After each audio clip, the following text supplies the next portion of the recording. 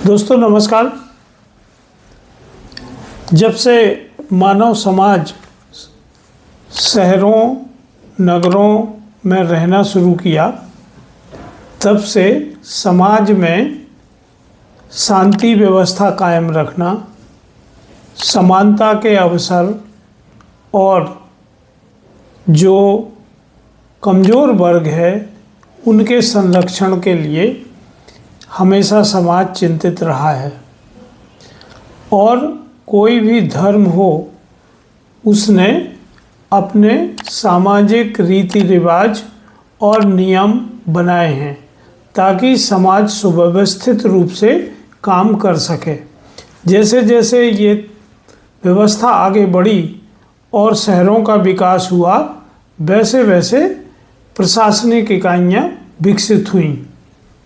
और इन प्रशासनिक इकाइयों को अगर हम गुप्त काल और मौर्य काल में देखें तो जनपद कहा जाता था।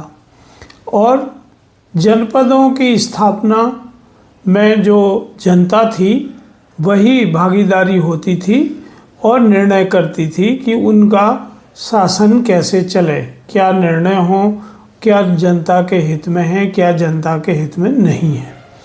पर मुगल काल तक आते आते जब बड़े साम्राज्य बनने लगे तो और दूसरी व्यवस्थाएं विकसित हुईं और ब्रिटिश प्रशासन में इसे लोक प्रशासन, पब्लिक एडमिनिस्ट्रेशन के नाम से पुकारा गया।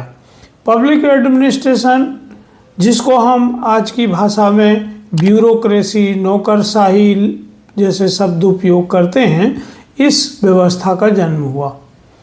पर ये पब्लिक एडमिनिस्ट्रेशन किन सिद्धांतों पर काम करेगा, राज्य किस तरह के निर्णय लेगा, किन को संरक्षण देगा, राज्य के जो संसाधन हैं उनका उपयोग किन कार्यों के लिए और कैसे किया जाएगा, इसका अगर हम अपनी इतिहास में देखें तो श्रेष्ठतम उदाहरण है होलकर राज्य में अहिल्याबाई के शासन का।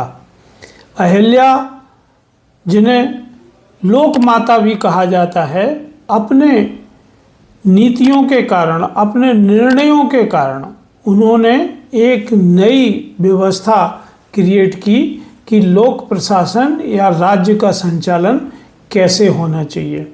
यदि आपकी रुचि पब्लिक एडमिनिस्ट्रेशन में है, राज्य के संचालन को समझने में है, तो आपके लिए यह पुस्तक शब्द शक्ति लोक माता बहुत उपयोगी सिद्ध होगी।